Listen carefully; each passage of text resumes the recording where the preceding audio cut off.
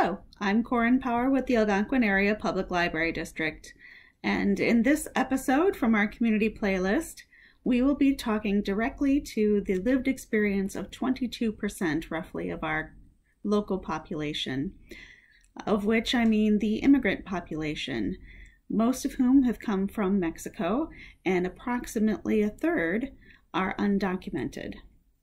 So I can guarantee that even if you do not realize this and you don't think that this story speaks directly to your lived experience, that it is the lived experience of someone you know, a neighbor, someone who goes to the school, someone in your community today.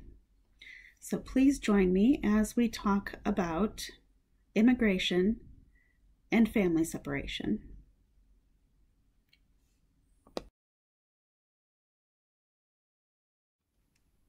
Our story today is called Something Happened to My Dad, a story about immigration and family separation.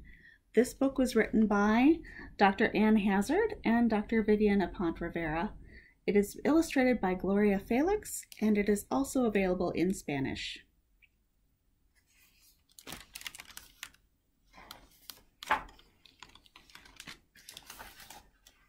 Something happened to my dad.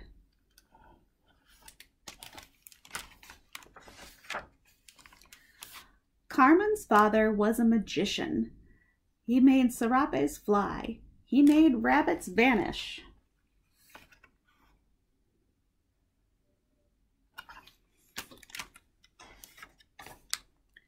But one day, Carmen's father vanished. Her mother said he was arrested because he didn't have papers. "We have plenty of paper," Carmen said. "Not the kind Papi needs," Mama replied. "People who weren't born in the U.S. need government papers to live and work here." "Do you have papers, Mama?"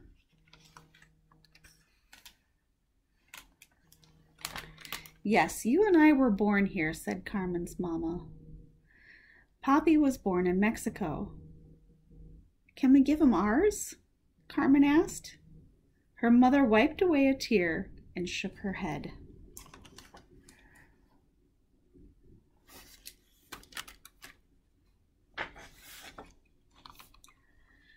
Carmen lay awake, her mind racing. She tried to picture Papi in a detention center. Her mother said that's where they take immigrants without papers. Carmen worried that her dad would get sent back to Mexico. Before school, Carmen's mom said, "Don't tell anyone what's going on. I don't want people to look down on us."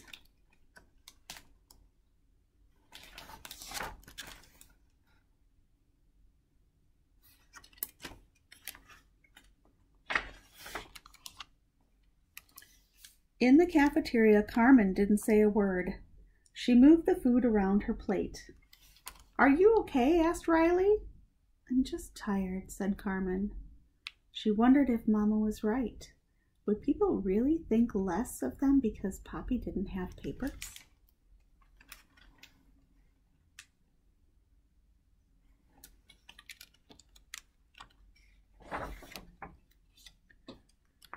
Carmen's abuela cooked tamales for dinner. "Remember the magic trick Papi did for my birthday party?" asked Carmen. "Of course," said her abuela. "He turned a peanut butter and jelly sandwich into a tamale." "And then he ate it," added Carmen's mom. For the first time in days, Carmen smiled. "How can we get Papi out?" she asked. "We have to convince a judge to allow him to stay in the U.S., said Carmen's abuelo. "We need an immigration lawyer to help us." "But we can't afford one," said her mother. "We can barely afford to pay our bills without Papi's job."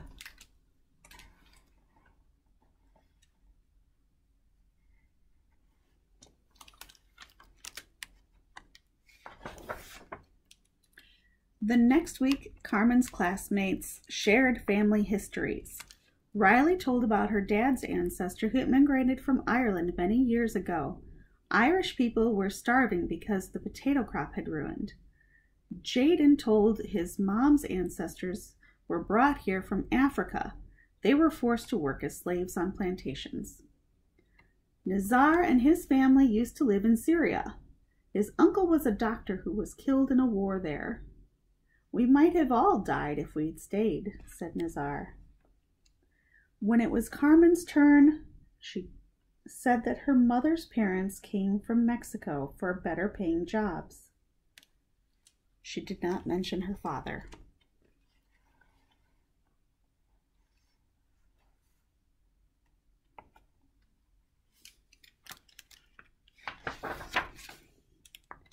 In the library, Rosa asked her what was wrong. Carmen covered her mouth, but the words rushed out anyway. Papi got arrested and he doesn't have papers. He might get deported back to Mexico. What if I never see him again?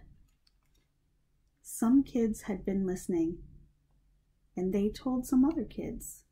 A few gave Carmen funny looks. But Nizar said, "My favorite neighbor doesn't have papers."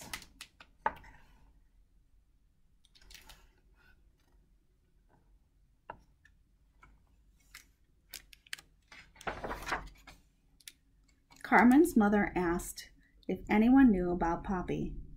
"I told Rosa," admitted Carmen, "and some other kids overheard. Are you mad?" "No, mi amor," said Carmen's mom. "I told a friend who knows a good lawyer, and our church wants to collect money to help us pay." "Let's tell Papi," said Carmen.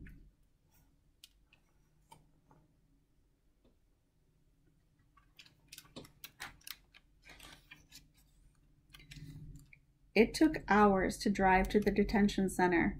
Carmen curled up on Papi's lap, content as a cat. Mama said, "If the church asks for donations, everyone will know our situation." "I'm not embarrassed," answered Papi. "We've built a beautiful life." "Families belong together," said Carmen. "People will want to help us."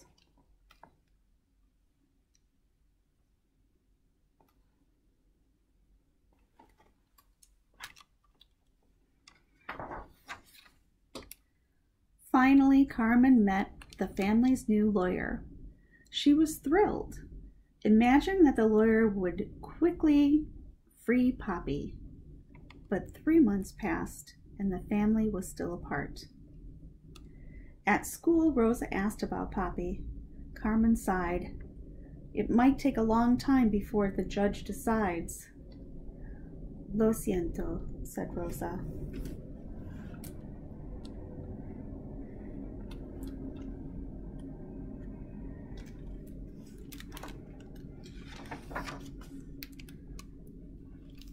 Riley brought over a sign-up sheet for the Springs Talent Show.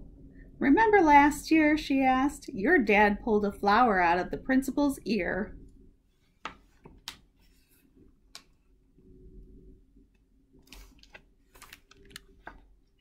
Carmen was torn. If she entered the contest, more kids might ask why her father wasn't there. But she was tired of just waiting. What would Papi want her to do?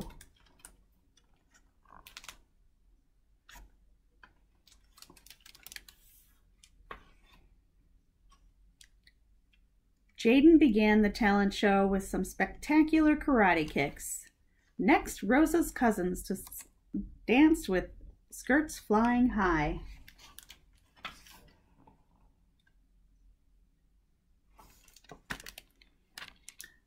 Carmen paced off stage. Soon there would be nowhere to hide. She imagined Papi's smile, warm as buttered toast. She took a deep breath, put on her hat, and stepped forward.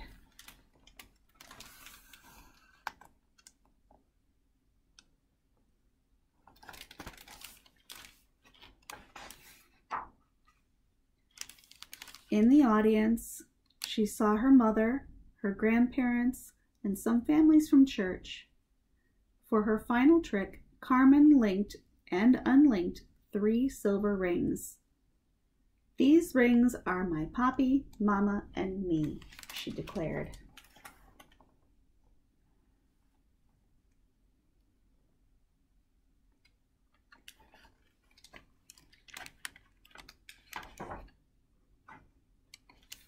"That last trick was amazing," said Nazar. "How did you do it?" "That's between Poppy and me," said Carmen. "One secret worth keeping," added her mom. Carmen felt brave, strengthened by memories of Poppy and smiles from friends. Boldly waving her wand, she said, "Magic comes in many forms."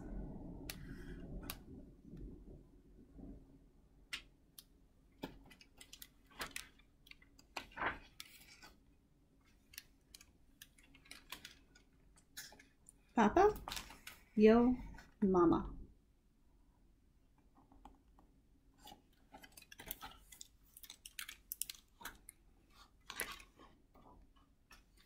In the back of this book, there is a glossary included. There's also reader's notes, and I'll just read the beginning. "People have migrated from place to place since their beginnings, yet immigration has been misunderstood and controversial in the U.S. and elsewhere. New waves of immigrants have been targets of prejudice, and this certainly is true today, especially for immigrants of color. In 2019, there were almost 45 million foreign-born individuals living in the U.S., which was 13.7% of the total population of 328 million at the time. 3/4 of immigrants were here legally, either as naturalized citizens or as lawful permanent residents, green card holders. There are 10.5 to 11 million undocumented immigrants living in the U.S., about half of them from Mexico. Both documented and undocumented immigrants have come to the U.S. for the same reasons as past immigrants. They are seeking educational or economic opportunity, fleeing extreme natural disasters, war or persecution, and/or joining family members living in the U.S. There have been many changes to immigration laws over the years. At some points in history, it was relatively easy for many individuals to immigrate legally. At other times, including now, immigration policies have significantly limited legal immigration from many countries. Separate laws govern migrants seeking refugee status or asylum. The courts that process all types of immigration cases are underfunded and have huge backlogs. There's also sections here that I won't read, but you are welcome to check out the book to get the rest of the information. There's also resources available online. Why talk to children about immigration?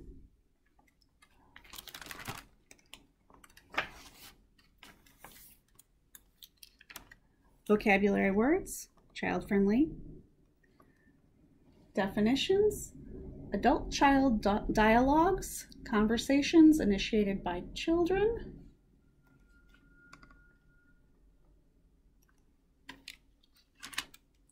Questions about immigration.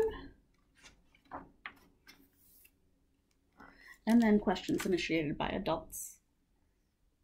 Strategies for fostering cultural sensitivity, do's and don'ts, and special considerations for families with mixed status.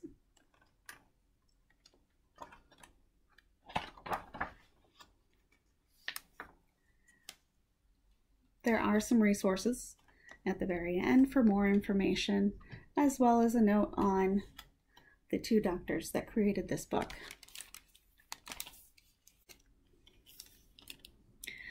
That was our story, Something Happened to My Dad, a story about immigration and family separation.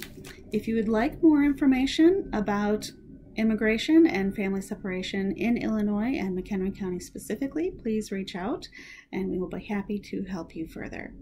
Until then, goodbye.